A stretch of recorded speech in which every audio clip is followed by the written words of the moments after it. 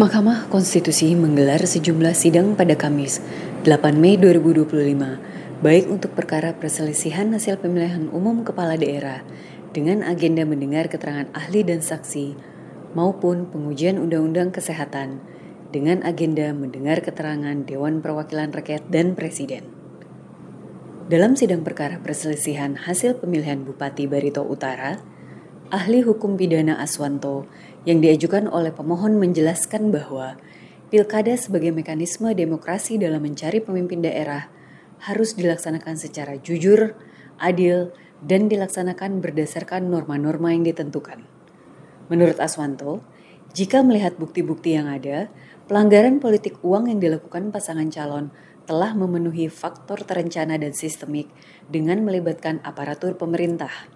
Aswanto berpandangan, dengan kondisi ini, seharusnya MK mendiskualifikasi pasangan calon yang terbukti melakukan pelanggaran tersebut. Lalu kemudian kalau kita lihat modus-modus pelaksanaan atau tindakan money politik yang terjadi, itu dilakukan secara rapi, ada daftar nama, ada contreng 1, ada contreng 2, ada tahap 1, tahap 2, tahap 3, itu berarti bahwa money politik yang terjadi dalam perkara akuo itu adalah money politik yang memang sudah direncanakan atau dalam konteks unsur TSM itu dia adalah sistematis. Sementara ahli hukum pidana Topo Santoso yang diajukan pihak terkait dalam keterangannya menjelaskan jika ditemukan tindak pidana politik uang oleh tim sukses pasangan calon, maka hal ini merupakan tanggung jawab individual dari para terdakwa dan tidak ada kaitannya dengan pertanggungjawaban hukum dari pasangan calon. Dengan demikian, jika dalam suatu perkara pidana pemilihan terdapat putusan pidana mengenai terbuktinya seseorang atau beberapa orang yang diduga adalah tim dari salah satu pasangan calon, maka dalam konteks hukum pidana hal itu merupakan pertanggungjawaban pidana individual dari terdakwa atau para terdakwa. Dalam hal diputus para terpidana tindak pidana politik uang tersebut. Dalam sidang terpisah, Mahkamah juga telah mendengarkan keterangan ahli dan saksi dari para pihak dalam perselisihan hasil pemilihan Bupati Kepulauan Talaut. Ilham Saputra, ahli kepemiluan yang diajukan pemohon dalam keterangannya menjelaskan mengenai keabsahan dokumen pendidikan calon kepala daerah.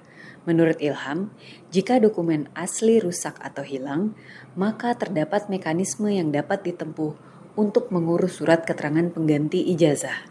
Hal ini untuk membuktikan keabsahan ijazah para calon kepala daerah yang sedang berkontestasi.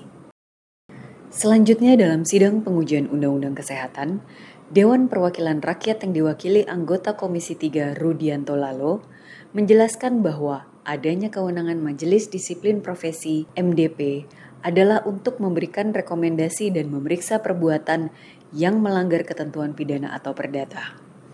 Rudianto menegaskan, pergeseran kewenangan Majelis Kehormatan Disiplin Kedokteran Indonesia (MKDKI) ke MDP tidak hanya menekankan upaya korektif, tetapi juga upaya preventif, yakni untuk menekan pelanggaran disiplin dan tindak pidana di kalangan tenaga kesehatan. Pergeseran peran dari MKDKI ke MPD juga menandai perubahan mendasar dalam pelaksanaan fungsi penegakan disiplin tenaga kesehatan. Jika sebelumnya fokus utama adalah pada tindakan korektif terhadap individu tertentu, maka kini pendekatan lebih diarahkan pada upaya kolektif yang bersifat preventif yang bertujuan untuk menekan angka pelanggaran disiplin dan tindak pidana di kalangan tenaga kesehatan.